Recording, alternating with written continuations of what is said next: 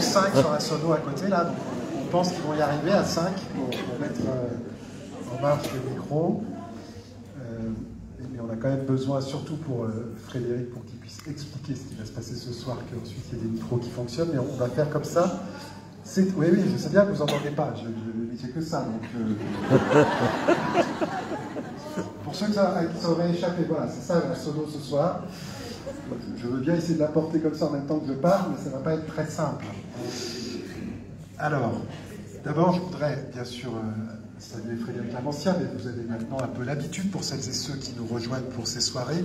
Mais je voudrais saluer particulièrement Valérie Cognam, qui va jouer de la cornemuse.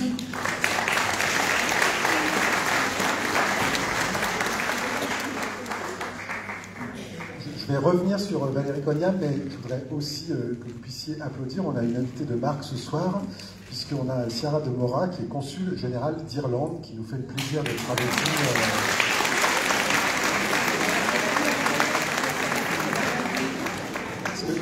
J'espère quand même que vous aurez fait le lien. On est en mars, la cornemuse, Saint-Patrick, ouais c'est bon quand même. Voilà. Donc quand on en a parlé à Madame la Consul, elle nous a dit qu'elle souhaitait venir passer cette soirée avec nous et je m'en remercie infiniment. C'est toujours un plaisir de faire ces concerts d'orgue. Ça fait plusieurs fois que j'explique pourquoi on fait cela. Il y en a pas mal que je vois qui reviennent, etc. Mais vu qu'il y a la Consul, je suis obligé de le refaire. Vous êtes d'accord? C'est pas possible que je ne réexplique pas pourquoi on est là. Donc Madame la Consul, vous êtes dans la salle du conseil municipal et vous êtes face au dernier orgue républicain en état de marche. Il a 90 ans et depuis plus de 90 ans, les mariages et autres célébrations républicaines se font au son de l'orgue dans cette salle de conseil municipal, puisqu'il y avait un maire, Lazare Goujon, qui souhaitait que la République se dote d'éléments de symbolique. Il y avait un peu de Pépone, Don Camillo et tout ça, vous voyez ou pas sur la culture française? Non, il faut vraiment regarder ça. Il faut demander à votre équipe qu'elle vous sorte 1 ou 2 exemplaires. C'est une bataille entre un maire et un curé, et donc c'est entre l'Église et l'État. Donc il y avait un peu ça entre Lazare Goujon et le chanoine Boursier, qui était le curé de l'Église, et ils étaient un peu en concurrence. Voilà, donc quand le maire Lazare Goujon a construit cet hôtel de ville, il a dit au chanoine Boursier, faites grand parce que je vais faire très grand, et le chanoine Boursier n'en a pas cru. Donc il n'a pas fait une église à la hauteur du beffroi que nous avons ici. Voilà, donc c'est un orgue qu'on souhaite bien sûr faire fonctionner régulièrement dans les cérémonies de mariage, mais donc on s'est aussi dit que c'était dommage que les Villeurbanaises et les Villeurbanais ne puissent pas en profiter régulièrement, et donc on a cette année 8 concerts différents. Et donc ce soir, parce que je ne vais pas être plus long, je vais laisser Madame la Consul vous dire un mot, ce soir on sera autour de l'orgue de la cornemuse avec du folklore réinterprété, après je vous laisse faire, mais j'ai changé quelques instants avec Valérie Cognam et je lui demandais comment ils s'étaient rencontrés. Ça, je ne vais pas vous le dire, ça leur appartient. Mais par contre, je lui ai demandé son parcours, et ce qui est très intéressant, c'est qu'elle a enseigné 10 ans à l'ENM, et qu'elle a été aussi très en lien avec le CNTRA, le Centre de musique traditionnelle, qui est basé à Villeurbanne. Et donc, ça a parfaitement du sens qu'elle soit avec nous ce soir, à la fois par l'histoire qu'elle a avec cette ville, et puis l'enseignement qu'elle a pu prodiguer à l'ENM, et puis les liens avec le CNTRA, qui est un lieu qui finalement fait mémoire de tous les instruments du monde entier, et notamment c'est eux qui nous ont aidés à faire l'exposition au RIS sur les instruments d'ailleurs, où chacun avait pu amener un instrument qui racontait un peu son histoire de migration, ou en tout cas d'origine. Donc c'est une structure à laquelle nous on est très attachés. Merci infiniment en tout cas de venir passer un moment avec nous ce soir. Madame la Consul, je vais vous tendre le micro, et en plus cette fois-ci je vais pouvoir le tenir pendant que vous parlez. Vous voyez que... Merci beaucoup, Monsieur le maire. Vraiment, là, c'est fantastique. Et vraiment, c'est avec une profonde gratitude que je prends la parole ce soir en ces lieux, à l'invitation de la ville de Villeurbanne. Permettez-moi de vous remercier chaleureusement pour votre accueil et pour cette belle célébration de la musique qui nous réunit aujourd'hui. L'Irlande, comme la France, est une terre de mélodie et de tradition, où la musique transverse les siècles et les frontières. Ce soir, c'est un honneur d'entendre cet orgue, dont la renommée m'est parvenue bien avant d'avoir eu la chance de l'écouter, ce que je n'ai pas encore fait.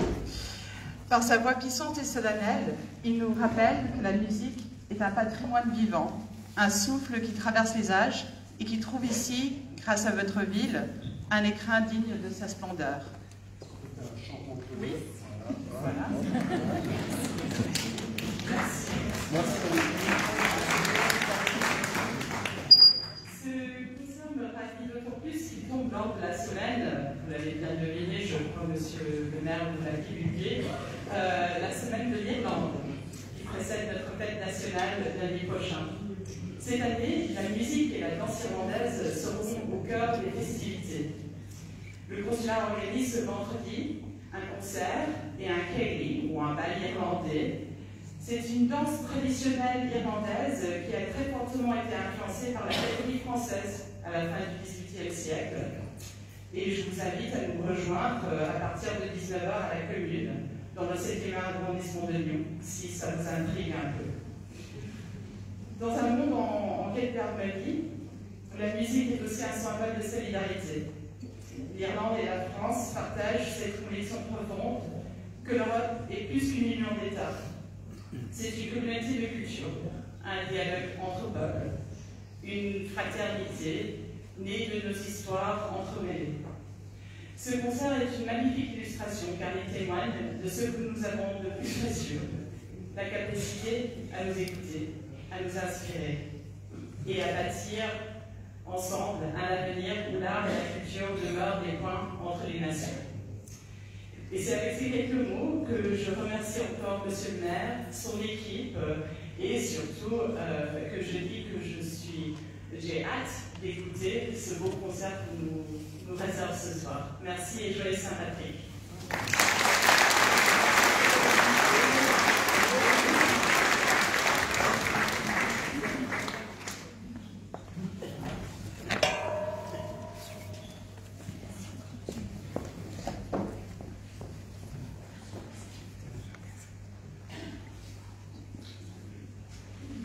Eh bien, merci à tous d'être là, fidèles. Merci, Monsieur le maire. Merci, Madame la consul. Ce soir, l'orgue a pris des ailes, porté par le vent de la cornemuse, et l'orgue va s'échapper un petit peu de son répertoire traditionnel pour aller justement vers la musique trap, du folklore, et un répertoire de musique plutôt orale. C'est un petit peu d'ailleurs ce que nous avions déjà travaillé depuis quelques années, avec un certain nombre de mélodies qui datent d'un groupe qui s'appelait Métadolia, où nous avons ensemble travaillé et donné déjà des concerts. Donc, beaucoup de musiques que vous allez écouter ce soir sont créées à partir de thèmes que Robert Aguillot avait pensé et Valérie transcrit et moi harmonisé pour que ça puisse sonner en harmonie. Je vous laisse tout de suite découvrir ce répertoire original.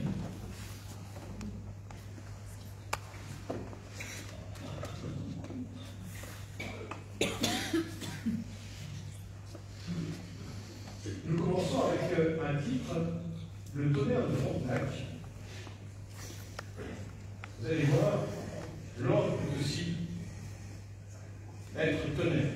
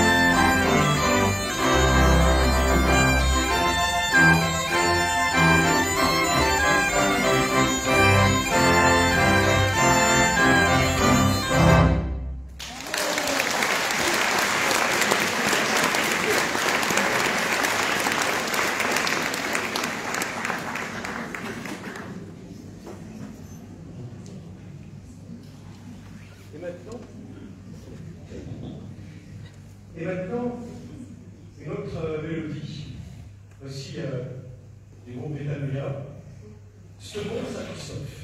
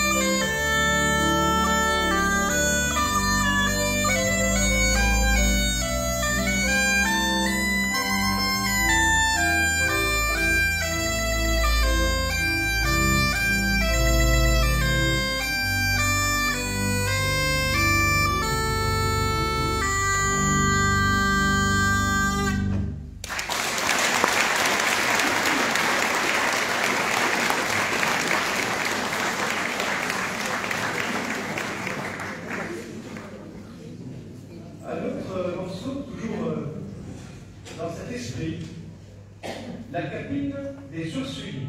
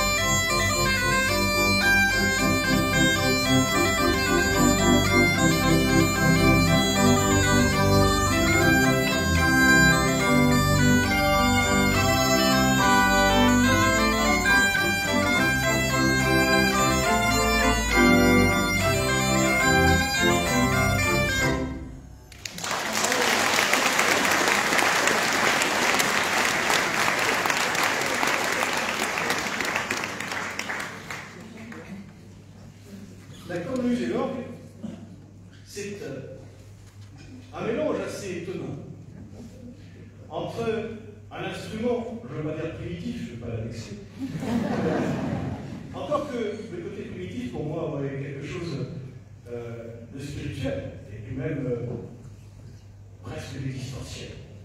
Le souffle. Et l'orgue, c'est le souffle maîtrisé avec le clavier, cette invention du clavier qui a permis de mettre un peu de distance entre le souffle et l'interprète. Mais cela dit, on peut aussi jouer avec un orgue et surtout une cornemuse, un répertoire actuel et surtout que vous allez sans doute reconnaître, avec ici une chanson qui est interprétée par une certaine Madame de Lille pendant l'occupation allemande. Eh bien, c'est pas encore une test, donc je vous donne la réponse. Mon amant de Saint-Jean.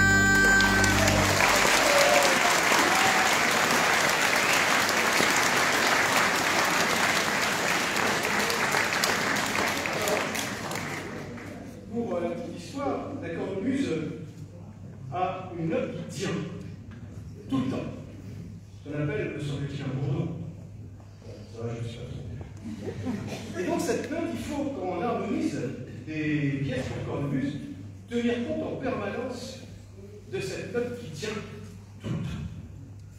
Alors c'est pas toujours facile, et c'est pour ça que vous avez entendu dans les Amants de Saint-Jean une fin qui est plus modale que tonale. Parce qu'au lieu de terminer, et là, je vais utiliser une fin plus modale.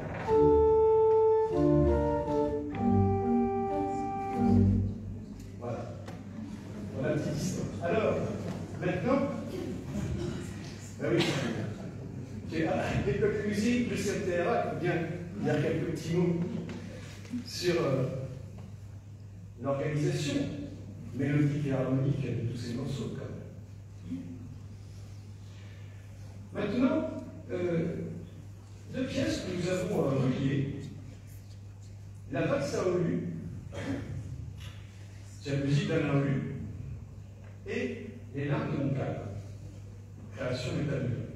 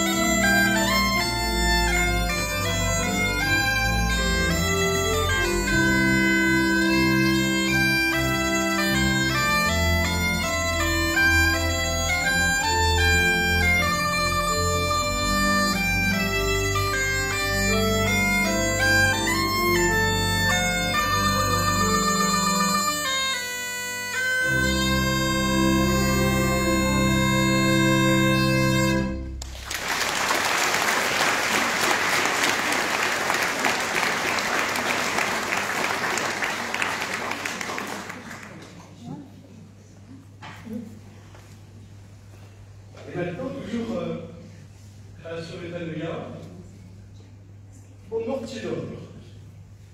Vous allez voir, ça porte son nom pour des raisons musicales.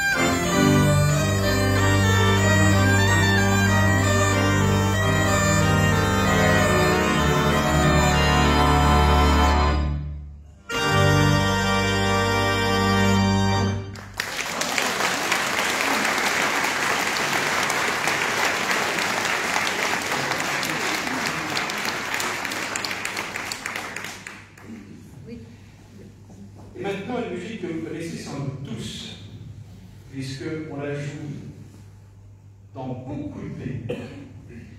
Et elle sonne à la fois irlandais, à la fois américain, à la fois british.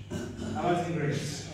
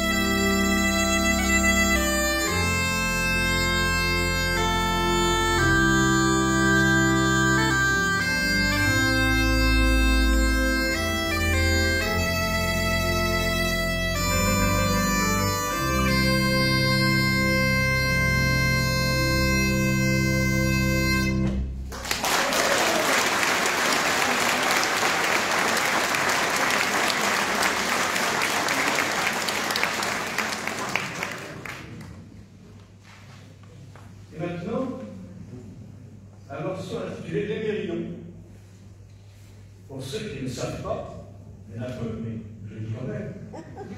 Il s'agit du nom du navire de Jacques Cartier.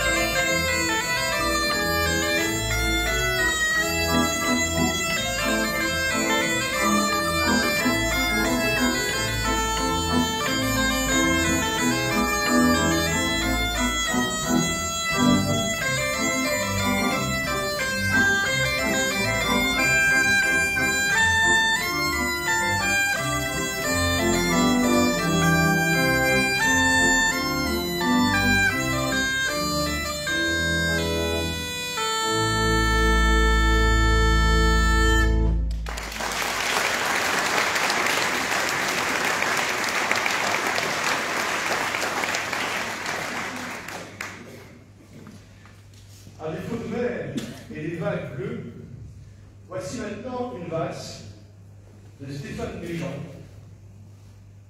Les montagnes bleues, avec une petite pensée pour le carrousel qui est devant la mairie.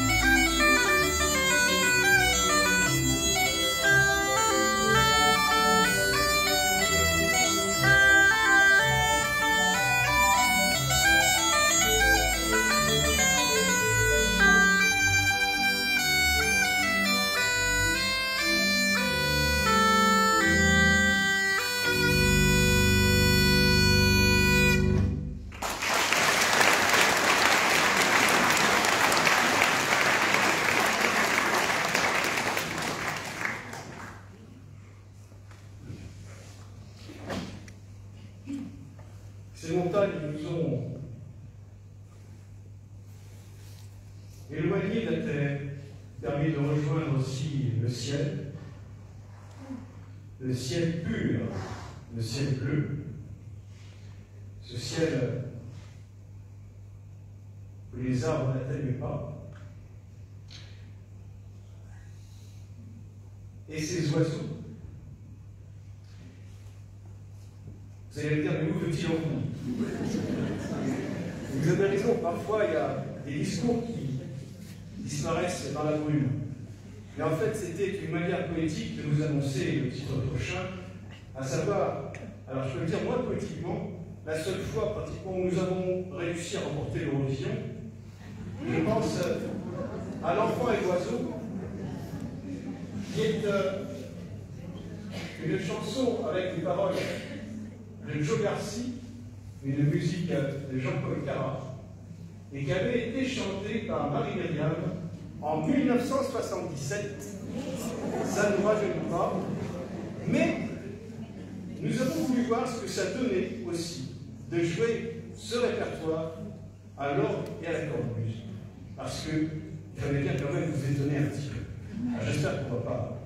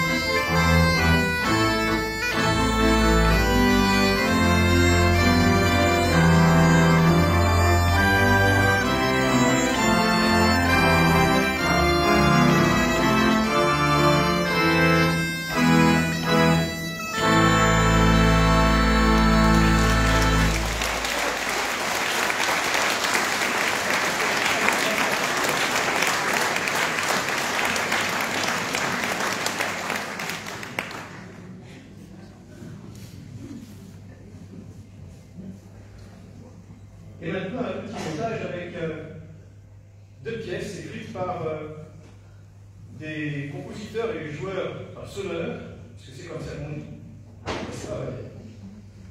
On ne dit pas cornemusière. On dit sonneuse. Et on ne dit pas cornemusier, on dit sonneur. C'est beau d'ailleurs. Ça me fait presque penser à Georges Sand. Alors c'est vrai qu'aujourd'hui, je crois qu'on construit encore des cornemuses. Beaucoup de cornemuses. On joue encore de la cornemuse. Beaucoup. La preuve, il y a des élèves qui sont là, des élèves de l'année, qui sont de tous les âges, c'est ça qui est formidable. Et peut-être aussi dire quelque chose, parce que tant qu'à faire qu'on est là, on apprend toujours un petit truc en passant. On a posé la question, mais alors, la cornemuse finalement, ce sont les Anglais qui l'ont eu en premier et qui l'ont ensuite diffusé en Europe? Eh bien non. Eh bien, en fait, les cornemuses nous viennent de Rome. Et ce sont les Romains qui ont emporté avec eux les cornemuses dans leur légion. Si bien que les Anglais, et peut-être les Irlandais, ont eu les cornemuses en dernier. Mais ils en ont fait bon usage. Mais la cornemuse est jouée aujourd'hui dans l'ensemble de la France, en Europe, et il y a différents noms. Et j'ai sans doute plus de moi, on appelle la musette. Je ne sais pas si vous pouvez dire quelques mots sur la différence entre une cornemuse et une musette, ou d'autres noms. En fait, là, c'est une cornemuse du centre-France, donc elle vient du Berry. Après, il y a des cornemuses qu'on peut trouver effectivement en Écosse, on peut en trouver en Bretagne, on peut en trouver en Espagne. Voilà, il y a énormément de pays où on peut trouver les cornemuses. Ça peut s'appeler une gaïta, ça peut s'appeler une zampogne, ça peut s'appeler un bullet pipe en Irlande. Ça peut, voilà, il y a vraiment, il y a des cousines partout. Et c'est vraiment un instrument, je ne sais pas exactement combien il y en a, mais il y en a énormément. Voilà. Merci Valérie. Donc finalement, la cornemuse, c'est un instrument européen quelque part. Puisqu'il y a beaucoup de cousines européennes. C'est pas mal comme ça. Alors maintenant, il y a le pain des anges et poussière d'ange, 2 chansons, texte de Gilles Charnat et Didier Champion.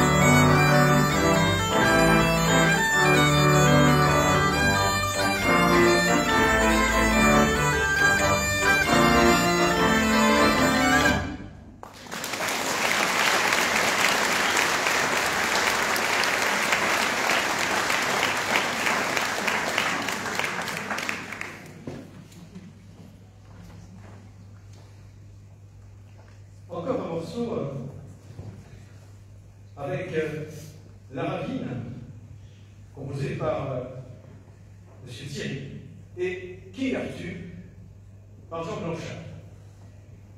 Nous avons le point. C'est 2 pièces. Et c'est ça qui est intéressant, c'est que nous travaillons avec Valérie comme si nous étions dans des perspectives de musique orale. En fait, il n'y a pas grand-chose d'écrit. Il y a la mélodie qui est là. L'arrangement, il est fait en direct.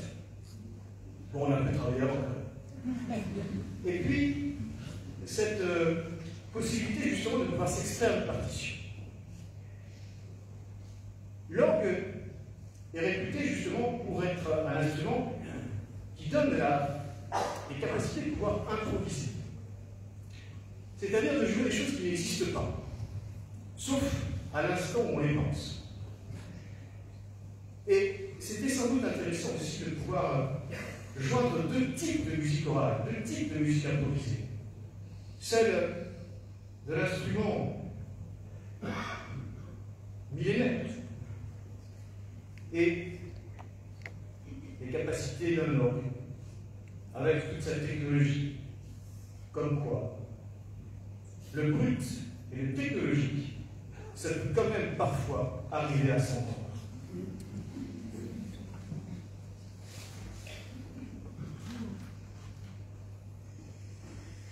Petite surprise au début, qui va vous faire penser à une série télévisée. Il faut bien mettre quelques petits.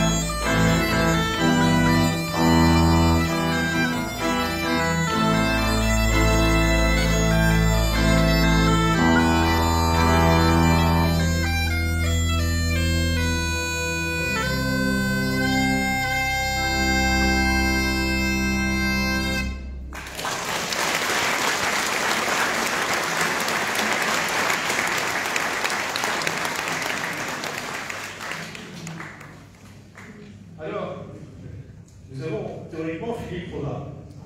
Mais, comme Madame la Consul nous a fait l'honneur de sa visite, nous avons rapidement, et avec l'aide de Valérie, trouvé un morceau, Quatuor, écrit par Putin, ça sonne british, ou irlandais. Eh bien, ce morceau-là, eh bien, en tout cas, il est de la région. Voilà. C'est pas un morceau de Méditerranée, ou c'est un morceau qui est vraiment dans soit les Falklands, soit les terres que chante si bien un certain Michel Sardou. Mais c'est pas cela que nous allons trouver.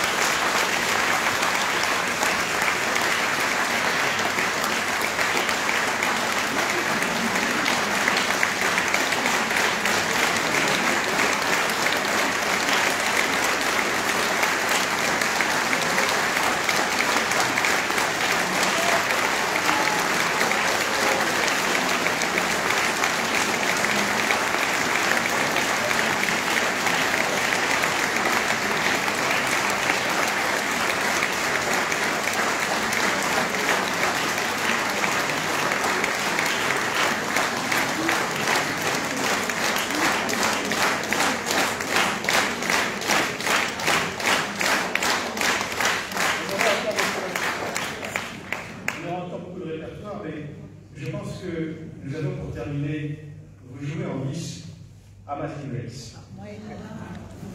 On dit toujours, il faut partir, c'est comme dans les veillées pour les enfants. Il faut partir avec une douceur. On a besoin de douceur, plus que jamais. On a besoin d'harmoniser les angles. Allez.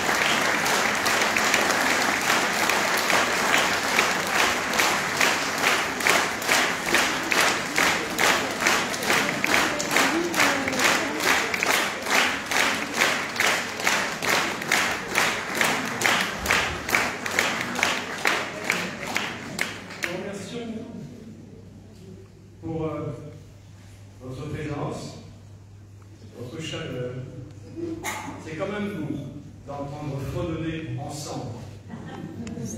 Je crois que cet orgue n'a peut-être pas imaginé à sa construction qu'il pourrait aider à ce que les gens puissent fredonner ensemble. Merci et bonne soirée.